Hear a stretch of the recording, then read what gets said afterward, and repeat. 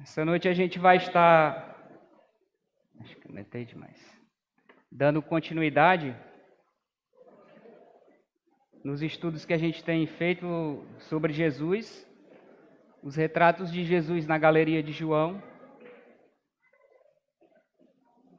A gente tem visto já vários retratos de Jesus, né? Sobre Jesus sendo o pão da vida, Jesus sendo a ressurreição e a vida, Jesus sendo o bom pastor, Jesus sendo o filho do homem, Jesus sendo o filho de Deus. E hoje nós vamos ver sobre Jesus como o grande encorajador. O texto que a gente vai ver vai ser em João capítulo 14. Mas antes de a gente ler o texto, eu gostaria de contar uma história de uma criança, de um menino que eu conheci. Só um minuto, irmãos. Que essa criança ela gostava muito de viajar. E o pai dela, vez por outra, vivia viajando, né? E como ela gostava muito de viajar, e ela às vezes escutava o pai dela falando que iria fazer uma viagem, e a criança chegava naquela expectativa e pedia ao pai: pai, eu também gostaria de ir com o senhor para essa viagem. E o pai fazia uma promessa: tá certo, eu te prometo que eu vou te levar nessa viagem. Eu vou te levar, mas eu vou ter que resolver umas coisas, os assuntos, eu vou ter que sair. Depois, no momento certo, eu vou voltar para a gente seguir a nossa viagem. Acontecia que essa criança, naquelas ansiedades de criança, né, quando sabe que vai ter alguma viagem que o pai e a mãe programam, seja de férias, qualquer coisa, nem dorme, né, à noite, fica naquela ansiedade. E é difícil se acordar de manhãzinha cedo, mas praticamente 4 horas da manhã já estão acordados, dente escovado, já fizeram até o café, estão bem arrumados e prontos para sair. Isso são crianças ansiosas. E isso acontecia com essa criança também. Muito bem, passava-se e o pai da criança não voltava. Chegava o momento da viagem e o pai da criança não chegava para levar ela, e acontecia que ela ficava muito frustrada, decepcionada e até irada, com raiva do pai, porque ele havia prometido que voltaria para levar ela e não voltava. Eu conheci essa criança e essa criança era eu. Quando eu era pequeno, meu pai fazia essas promessas e na maioria das vezes eu era frustrado com essas promessas que ele fazia e ele não cumpria. E eu gostaria que você pensasse nessa noite, principalmente a respeito desse Jesus encorajador, a qual nós vamos ver no decorrer da mensagem. E eu queria iniciar fazendo pelo menos 3 perguntas para que nós pudéssemos refletir. Quantos aqui não se sentiriam, de certa forma, esquecidos se recebesse uma promessa de alguém e a mesma não foi capaz de cumprir essa promessa? Segunda pergunta: por que você deposita a sua confiança em algo que certa pessoa te prometeu? E terceiro, que bases de confiança você pode ter dessa pessoa para descansar tranquilo de que ela vai cumprir essa promessa? Eu queria que, com base nessas perguntas e nessa historinha que eu contei real, nós pudéssemos pensar no programa de Deus para o encorajamento dos santos, dos eleitos, dos crentes, tá? E nessa noite eu queria convidar a cada um de vocês a receber esse encorajamento de Deus, que é de acordo com as suas promessas e com as suas provisões, que Ele capacita os seus eleitos pelo consolo que eles já receberam nessa vida presente e vão ter no porvir, no futuro, na vida futura. Vamos ler o nosso texto, por favor, João 14, nós vamos ler todo o capítulo. Diz assim: não se turbe o vosso coração, crede em Deus, crede também em mim. Na casa de meu pai há muitas moradas. Se não fosse assim, eu vos teria dito, pois vou preparar lugar. E se eu for e vos preparar lugar, virei outra vez e vos levarei para mim mesmo, para que onde eu estiver estejais vós também. E vós conheceis o caminho para onde vou. Disse-lhes Tomé: Senhor, não sabemos para onde vai. como podemos saber o caminho? Jesus lhe respondeu: Eu sou o caminho, a verdade e a vida. Ninguém chega ao Pai a não ser por mim. Se de fato me conhecesseis, também conheceríeis meu Pai, e desde agora o conheceis e o tendes visto. Então Filipe lhe disse: Senhor, mostra-nos o Pai, isso nos basta.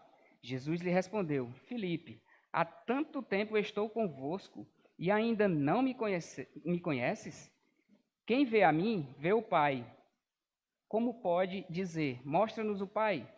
Tu não crês que eu estou no Pai e que ele está em mim? As palavras que eu vos digo, não as digo de mim mesmo, mas o Pai, que permanece em mim, é quem faz as suas obras. Crede em mim, eu estou no Pai e ele está em mim. Crede ao menos por causa das mesmas obras. Em verdade vos digo, aquele que crê em mim, também fará as obras que eu faço, e as fará maiores, pois estou indo para o Pai. E eu farei tudo o que pedirdes em meu nome, para que o Pai seja glorificado no Filho. Se me pedirdes alguma coisa em meu nome, eu farei. Se me amardes, obedecerei os meus mandamentos. E eu rogarei ao Pai, e ele vos dará o outro Consolador, para que fique para sempre convosco. O Espírito da verdade, o qual o mundo não pode receber, porque não o vê nem o conhece. Mas vós o conheceis, pois ele habita convosco e estará em vós. Não vos deixarei órfãos, voltarei para vocês. Dentro de pouco o mundo não me verá mais, mas vocês me vereis, porque eu vivo, vós também vivereis. Naquele dia sabereis que estou em meu Pai e que vós estáis em mim e eu em vós.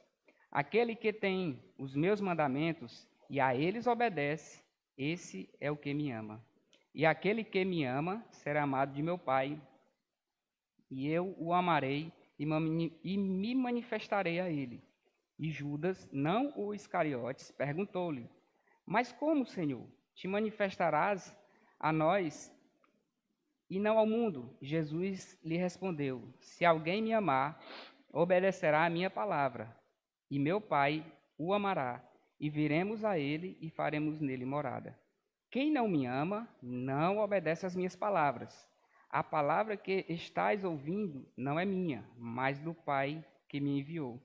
E essas coisas vos tenho falado enquanto ainda estou convosco. Mas o Consolador, o Espírito Santo, a quem o Pai enviará em meu nome, ele vos ensinará todas as coisas e vos fará lembrar de tudo o que vos tenho dito. Deixo-vos a paz, a minha paz vos dou. Eu não a dou como o mundo dá. Não se turbe o vosso coração, nem tenham medo. Ouvistes o que vos disse, o que eu vos disse. Irei e voltarei para vós. Se me amasseis, ficaríeis alegres, porque eu vou para o Pai, pois o Pai é maior do que eu. Eu vos digo isso agora, antes que aconteça, para que quando acontecer possais crer. Já não falarei muito convosco, porque o príncipe deste mundo está chegando, e ele nada tem em comum comigo. Mas faço aquilo que o Pai me ordenou, para que o mundo saiba que eu amo o Pai. Levantai-vos, vamos sair daqui. Vamos orar? Pai, nós te agradecemos pela porção lida da tua palavra e te pedimos que o teu Santo Espírito possa direcionar esse momento e nos instruir e encorajar os nossos corações. Em nome do teu Filho amado, Jesus, nós te pedimos. Amém.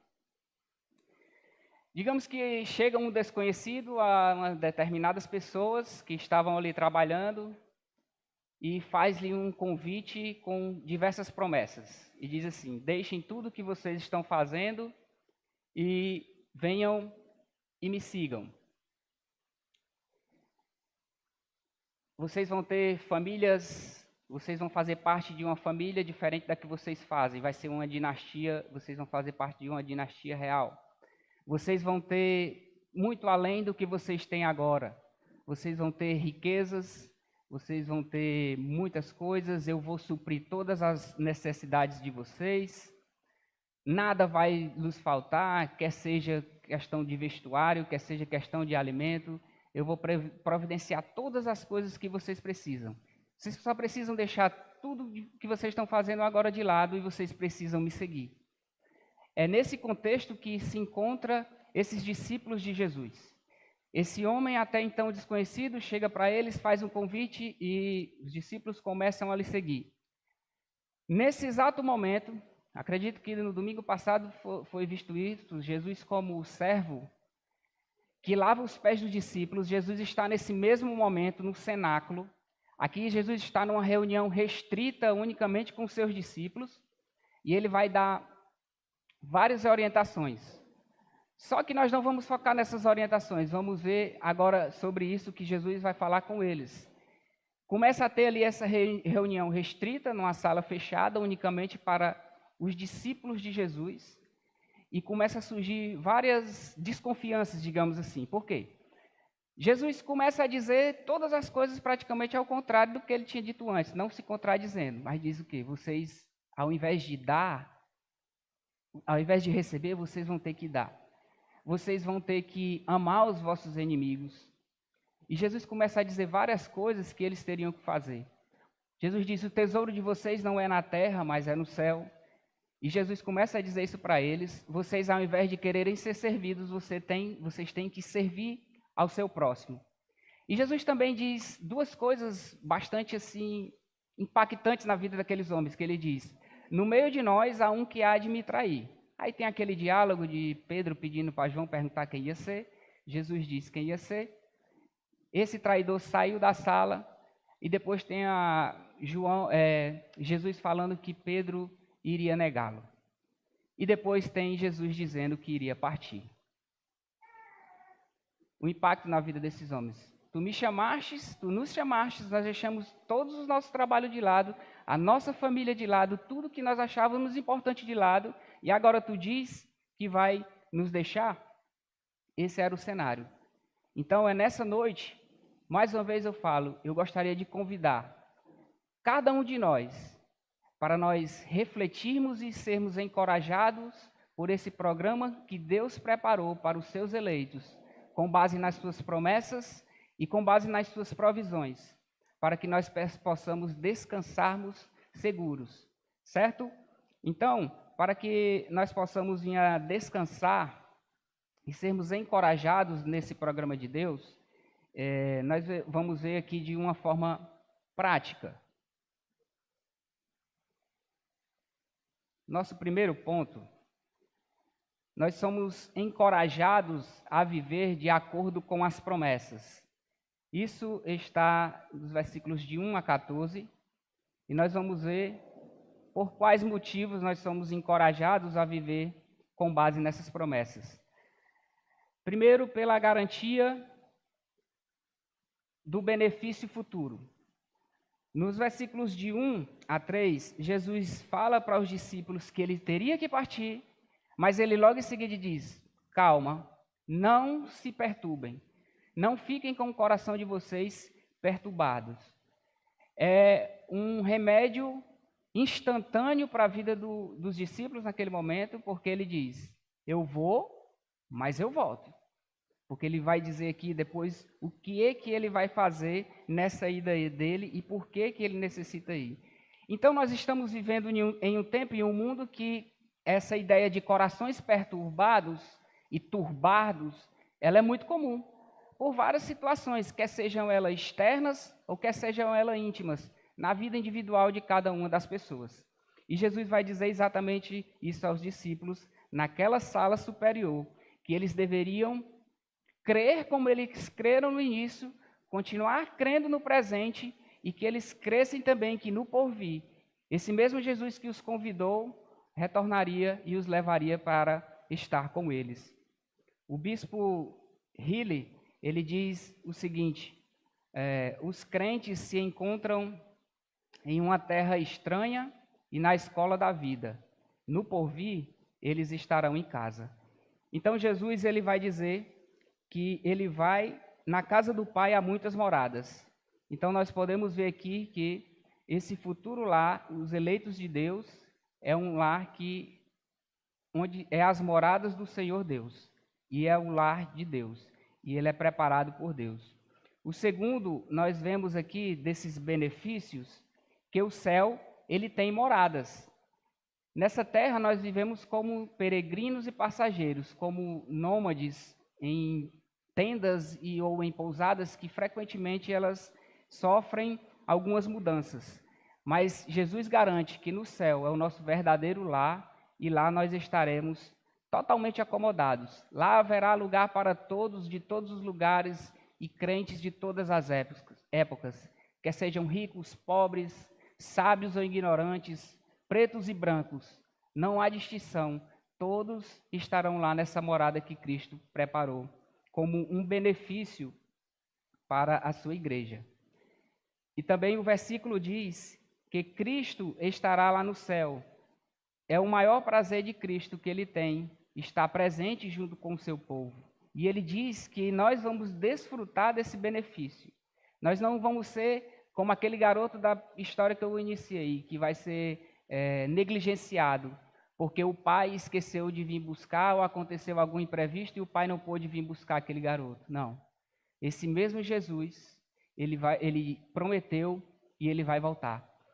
Quando nós lemos esse versículo, se você se atentou, a maioria dos versículos fala em alguma relação de Cristo com o Pai. 24 vezes nesse capítulo vai falar a respeito da palavra Pai ou algo similar se referindo ao Pai, para você ver a ligação que tem entre Jesus, o Filho e o Pai, para mostrar que as palavras dele são verdadeiras e elas hão de se cumprir. Então Jesus ele garante que nós estaremos nessa casa que o Pai está preparando, que nós estaremos com ele e ele vai retornar para nos buscar. O segundo benefício que a gente pode desfrutar é pela provisão de um único caminho. Versículos 4 ao 6, Jesus faz uma afirmação dizendo: vocês conhecem o caminho para onde eu vou. Parece aqui que Jesus tenta induzir alguns dos discípulos, aí no caso Tomé vai fazer a pergunta, no versículo 5, para que essa pergunta fosse feita, para que Cristo pudesse revelar essa maravilhosa resposta que nós temos no versículo 6. Isso era bastante comum entre os judeus daquela época, os discípulos, os aprendizes dos rabinos, né? Eles fazerem perguntas aos seus mestres explicativas sobre aquilo que ele estava falando, porque eles queriam entender. E parece aqui que Tomé se apossa disso e pergunta a Jesus, o rabino, o mestre que ensina, que ele explicasse aquilo ali. Você disse que a gente conhece o caminho. Qual é esse caminho? Jesus diz, no versículo 6, eu sou o caminho, a verdade e a vida. E Jesus diz que ele é o único caminho para o céu, para que a pessoa possa ter paz com Deus. Jesus é o único caminho que, pelo sacrifício que ele fez na cruz, conforme já foi falado aqui, conforme nós tomamos por memorial na Santa Ceia, que abriu o espaço, o caminho para que o homem pudesse ter acesso a Deus. Não é religião nenhuma. Religião tem o significado de religar o homem com Deus. Religião não religa o homem com Deus. Somente através do sacrifício de Jesus, esse caminho que garante acesso ao trono do Pai, a qual Adão, quando caiu, fechou esse caminho por causa do pecado, esse Jesus agora, ele abriu esse caminho e tem livre acesso para todo aquele que crê. Atos, capítulo 4, versículo 12, vai dizer que não há nenhum outro nome dado entre os homens que importa a qual sejamos salvos. Somente Jesus é o caminho para que o homem possa chegar ao céu. E ele diz que os eleitos, eles podem se apropriar disso porque eles conhecem. A dúvida aqui surgiu, Tomé achando que não conhecia, mas Jesus afirma, vocês já conhecem o caminho, vocês já estão no caminho. Eu sou o caminho que liga os homens a Deus. Jesus também vai dizer que ele é a verdade. A verdade é a essência do próprio Deus. Isaías 65:16 vai dizer isso. E os judeus, eles sempre atribuíam a verdade como um título, um atributo ao próprio Deus. Então Jesus, como nós falamos aqui, que ele fala muito da sua ligação com o Pai, ele se apropria disso e diz, eu sou a verdade do próprio Deus, ou seja, Jesus, ele é o próprio Deus verdadeiro. E a Bíblia diz que Deus não pode mentir. Na nossa EBD, nós vimos que Deus cumpriu as suas promessas, dizendo: se o rei continuar firme, vai ser prolongada a sua dinastia, mas se não, vai ser tirada a sua dinastia. E nós vimos que Deus cumpriu à risca tudo aquilo que ele prometeu. Em todos os aspectos, ele vai cumprir, porque ele é a verdade e ele não pode mentir. A Bíblia também vai dizer, o versículo, que ele é a vida. Não apenas a vida nesse sentido de existência física, matéria, mas muito mais profunda a questão da existência da vida eterna que só Cristo dá. Somente Cristo, ele pode dar a vida eterna. E nós somos encorajados a seguirmos nesse único caminho, sermos guiados pela verdade de Deus, e essa verdade se encontra na sua palavra. João 1,17 vai dizer que Jesus é a própria palavra, verdade encarnada. João 17,17 vai dizer: Pai, santifica-os, quem? Os eleitos, os santos, na tua verdade. Na verdade, a tua palavra é a verdade. E hoje, pela palavra, nós podemos ser guiados e assim nós podemos desfrutar plenamente dessa promessa da vida eterna hoje. O crente, ele já tem a vida eterna hoje. Nós podemos também sermos encorajados pela permanente presença. Dos versículos de 7 a 11, Tomé fez aquela pergunta, Jesus afirma ali que ele está com o Pai, que vocês deveriam conhecer o Pai, quem vê o Pai, quem vê a ele, vê o Pai, pois, conforme diz Colossenses 2,15, Jesus é a real expressão, é a expressão exata do próprio Deus, e ele os garante que não iria os abandonar, que a sua presença iria ser permanente e até a consumação dos séculos. É isso que Jesus vai dizer aqui. Em quarto, nós podemos sermos encorajados pela extensão das obras. Nos versículos de 12 a 14, Jesus vai dizer: em verdade vos digo que aquele que crê em mim também fará as obras que eu faço, e as fará maiores, porque eu estou indo para o Pai. E eu farei tudo o que pedides em meu nome, para que o Pai seja glorificado no Filho. Se me amardes, se me pedirdes alguma coisa em meu nome, eu farei. Aqui nós recebemos uma bênção maravilhosa e também recebemos uma responsabilidade grande, né? Porque Deus diz que nós temos a condição de fazer a sua obra, porque o Filho estava indo e Deus nos outorga essa autoridade de dar continuidade à sua obra aqui na terra. Não podemos também apenas limitar isso daqui, apenas os discípulos naquele tempo. Nós também podemos receber isso como consolo. De quê? De que nós não estamos órfãos e Deus nos capacita a cumprir a sua obra nessa terra. Agora tem algo que nós precisamos lembrar aqui para a gente não interpretar de forma errada a questão de obras. Aqui não diz respeito a obras de realização de milagres em termos de poder. Essa ideia aqui não se sustenta nesse texto, tá? O que Jesus tem prometido aos seus discípulos é que, após a sua ascensão, com o envio do Santo Espírito, eles seriam capacitados por esse poder para a propagação do Evangelho até os confins da terra. Nós vamos ver isso em Atos capítulo 1, versículo 8. Então, a ideia aqui não é de fazer obras milagrosas, essa palavra aí, mas sim é questão de uma extensão maior de alcance por parte dos seus discípulos em toda a terra, na qual Jesus naquele seu tempo estava limitado não porque ele não pudesse, e questões geográficas que seria expandido, e nós vemos isso em Atos 1:8, que isso ocorre, tá bom?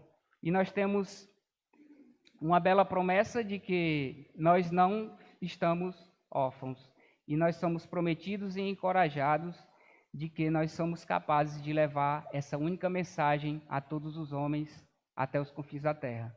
Todos os crentes temos esse privilégio, esse benefício, essa promessa da única mensagem de salvação que os homens precisam. Você tem ela e você porta ela e você pode distribuir, como também você será ouvido e o Pai responderá todas as coisas. Ele fala aqui no final do versículo 14 a respeito de pedir no nome dele. E John MacArthur vai dizer aqui que essa ideia de pedir não é usar o nome de Jesus no final de uma frase como uma fórmula mágica para mim ter o que eu quero pelos meus desejos egoístas. Mas ele vai listar 3 coisas pelas quais o crente deve entender o que significa pedir em nome de Jesus. Eu vou ler aqui para os irmãos. Ele diz a primeira que a oração do cristão deve servir aos seus propósitos e ao seu reino, e não aos propósitos egoístas. Segundo, ele diz que a oração do cristão deve se apoiar nos méritos de Cristo e não em méritos pessoais. Terceiro, ele diz que a oração do cristão deve ser feita em busca apenas da glória de Cristo. Então, nós podemos ser encorajados em sabermos que nós podemos levar as nossas petições, que aquilo que nós precisamos que glorifique o nome de Deus e a sua obra aqui nessa terra, Deus vai nos escutar e também nós somos capacitados pelo próprio Deus para realizar a sua obra gloriosa aqui nessa terra e glorificar o seu nome. O segundo ponto que eu gostaria de abordar com os irmãos, pela qual nós podemos ser encorajados nesse programa de Deus, é nós sermos encorajados a viver de acordo com as provisões. Isso está nos versículos de 15 a 31, a qual nós vamos ver agora. Só que o versículo 15 tem uma chave que eu acredito ser importante para a gente entender as provisões seguintes que nós vamos abordar. Se eu não me engano, 5 tem aí no esbocinho de vocês. O versículo 15 fala sobre: se me amardes, obedecereis os meus mandamentos. Essas provisões sobrenaturais e capacitadoras para os eleitos seriam com base no amor a Deus e a obediência à sua palavra. O amor de Deus, o amor a Deus, ele sempre vai estar evidenciado, vai ser evidenciado na vida de alguém que diz que o ama pela obediência que essa pessoa tem a Deus. Parece isso aqui que está querendo dizer no texto e acreditamos que vai ser a chave para as provisões seguintes que vai se seguir. Então, nós podemos até duvidar de uma pessoa que verbalmente proclama, mas na prática é totalmente contrário o que ela faz, dizer, obedecer aquilo que Deus ordena na sua palavra. É um pouco duvidoso e até contraditório. Então, eu gostaria de convidar os irmãos para que nós pudéssemos ser encorajados a desfrutar dessas 5 provisões sobrenaturais na vida presente hoje, na qual nós já podemos desfrutar e vivermos de forma mais encorajada e entusiasmada. A primeira delas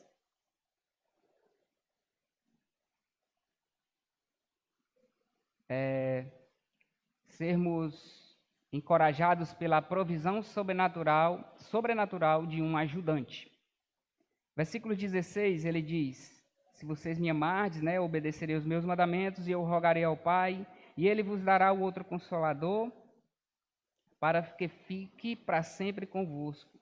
Versículo 17, o Espírito da verdade, ao qual o mundo não pode receber, porque não o vê e não o conhece. Mas vós o conheceis, pois ele habita convosco e estará convosco. Aqui é a primeira menção que Jesus faz a respeito do Espírito Santo e como ele daria essa dádiva especial para o seu povo. E ele garante também algo aqui para nós em seu ministério sacerdotal, porque ele diz que vai rogar ao Pai.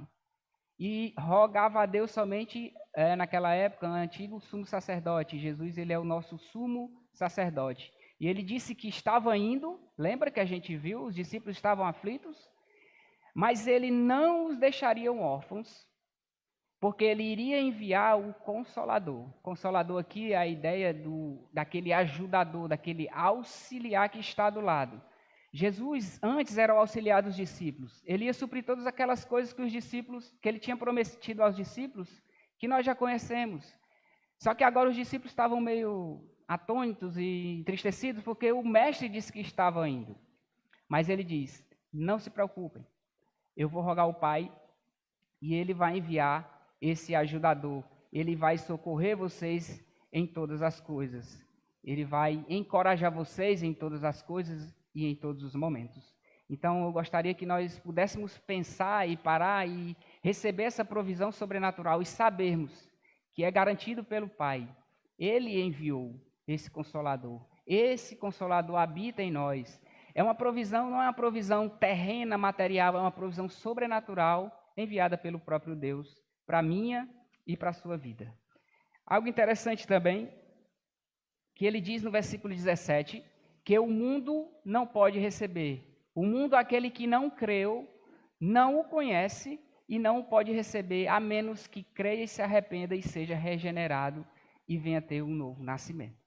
Mas ele afirma no versículo 17, como ele afirmou no versículo 4, que eles já conheciam o caminho, já conheciam a verdade e já tinham a vida. E aqui ele novamente diz: vocês o conhecem. Vocês conhecem o Pai, vocês conhecem o Filho e vocês vão receber esse ajudador, o Espírito Santo. A segunda provisão para nós sermos encorajados, não está aparecendo aí? Perdão, irmãos, eu estou aprendendo ainda a mexer nisso. Está nos versículos 18 e 19. Diz assim: eu não vos deixarei órfãos, eu voltarei para vós. Dentro em pouco, o mundo não me verá mais, mas vós me vereis, porque eu vivo e vós também vivereis.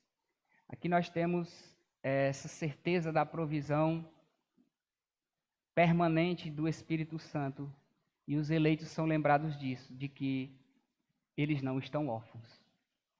Eles não estão sozinhos. Naquela época, os órfãos eram considerados indefesos, que precisavam de auxílio, de ajuda, de sustento, de amparo, de proteção, de todos os sentidos, judicial, de tudo. E Jesus promete isso: vocês não vão ficar indefesos. Vocês não vão ficar órfãos. Eu estou indo porque é necessário que eu vá para vos preparar lugar, depois eu volto, mas eu vou deixar aquela primeira provisão, o ajudador. E ele estará com vocês. E Jesus se refere aqui que viria outra vez. É obviamente que aqui Jesus está dizendo que, no versículo 18, na parte B, ele diz que eu volto para vocês. Lógico que ele está se referindo à sua ressurreição, mas também em alguns termos escatológicos da sua vinda, e no versículo 18 também. E nós não podemos resumir esse versículo apenas para a vida dos discípulos naquela época. Nós podemos ter essa certeza. O nosso Senhor Jesus, ele foi, mas ele irá voltar para buscar a sua igreja, para buscar o seu povo, para buscar os eleitos. Certo? Uma coisa que a gente pode ter certeza dessa questão da provisão sobrenatural da vida eterna, conforme diz João 3,36, é que quem crê no Filho já tem a vida eterna. A vida eterna no crente, ela é presente. Ela não é apenas quando eu morrer e daqui que eu morrer, eu já passo para a eternidade. Não. Nós vivemos essa vida eterna. É lógico que na sua plenitude nós vamos desfrutar da vida eterna plena e completa quando Jesus voltar. Mas tenha a certeza que nós temos a vida eterna. Assim como há um contraste que Jesus diz que aquele que não crê no Filho, sobre ele permanece a ira de Deus. E esse já está condenado. Já também é a mesma coisa do que quem já tem a vida eterna no presente. Se você ainda não creu no Senhor Jesus, na sua obra salvífica, a sua situação nesse momento é de condenado diante do Senhor Deus. E algo interessante que esse Espírito ajudador também nos garante, em Romanos 8,16, é que o Espírito relata ao outro Espírito que nós somos filhos de Deus. E nós temos essa garantia, e isso é um consolo tanto para o presente como para o futuro.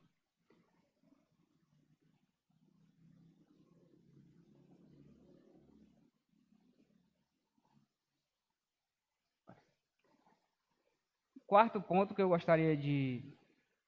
O terceiro ponto, perdão, que eu gostaria de ver com os irmãos para nós sermos encorajados é pela provisão sobrenatural da união com Cristo, dessa união que o crente tem com Cristo. No versículo 21, mais uma vez, Jesus vai enfatizar essa questão de os discípulos serem obedientes à sua palavra, aos seus mandamentos, como uma forma de amor ao Pai. Está aparecendo errado. Como uma forma de amor ao Pai. E ele mostra a questão dessa que essa obediência ela traz uma união mística dos eleitos, dos salvos, com o Senhor Jesus Cristo, com ele sendo a habitação através do Espírito Santo na vida dos eleitos. E isso nós podemos ver também, e é muito reforçado em todas as Escrituras, quando nós pensamos a respeito da Trindade, Deus Pai, Deus Filho e Deus Espírito Santo, que de forma mútua eles habitam entre si e estão unidos. E nós podemos também ver isso através da união que há entre o crente e Cristo. E isso hoje se revela, se faz pela habitação do Espírito Santo nas nossas vidas. O quarto ponto,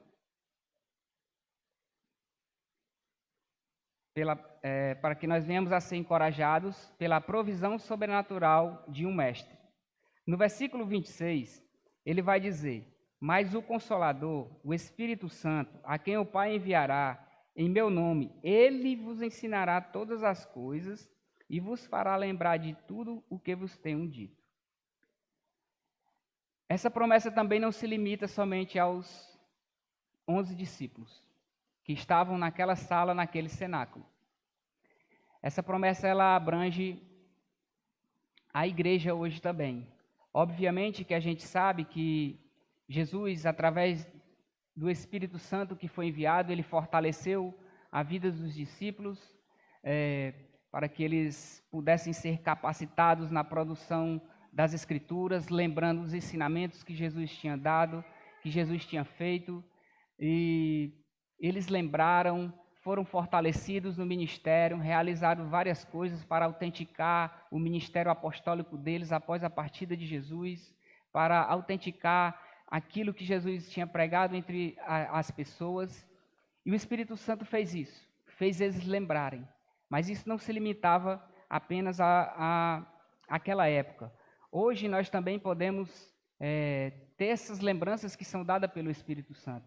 Quantos de nós, às vezes, não saímos de um estudo, de um culto, de algo até que nós acabamos de ler e acabamos nos esquecendo? Mas nós temos esse mestre, esse ajudador, auxiliar que está ao nosso lado, e ele garante que nos fará lembrar de todas as coisas. Isso não é um encorajamento para mim e para a sua vida? Naquele tempo, aqueles homens não tinham acesso a livros, as coisas, e Jesus fez eles lembrar de todas as coisas e produzir esse livro sagrado que nós temos nas nossas mãos, que é inerrante, a Santa Palavra de Deus, e hoje nós temos acesso a ela. Ela revela a verdade de Deus Pai para as nossas vidas. Isso é um grande incentivo e encorajador dessa provisão sobrenatural desse mestre, que é o Espírito Santo, que nos faz lembrar todas as coisas. O quinto ponto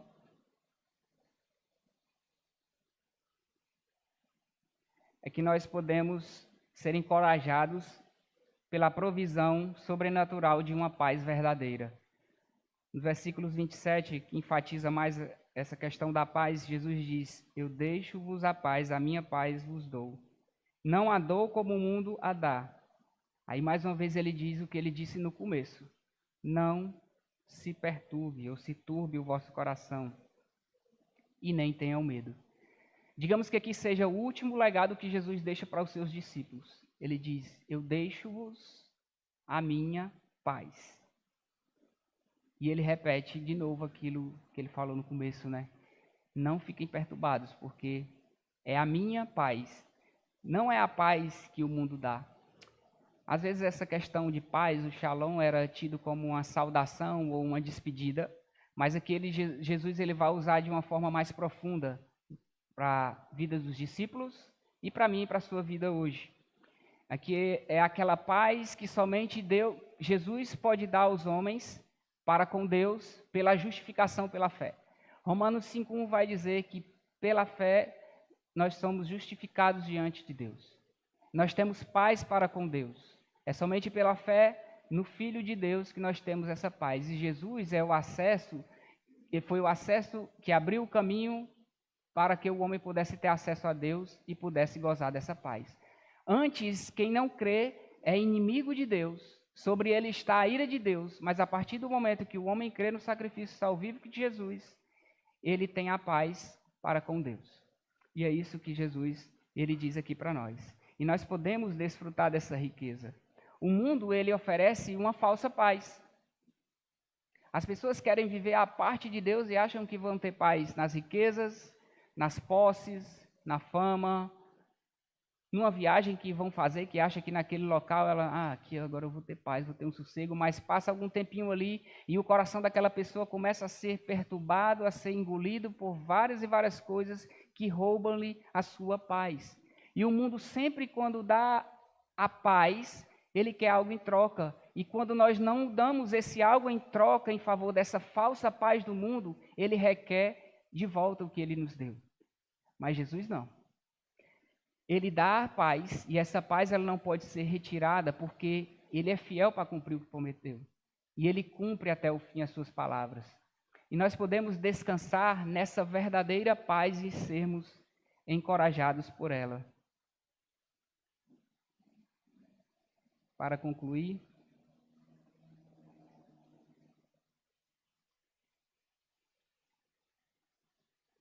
Deus te convida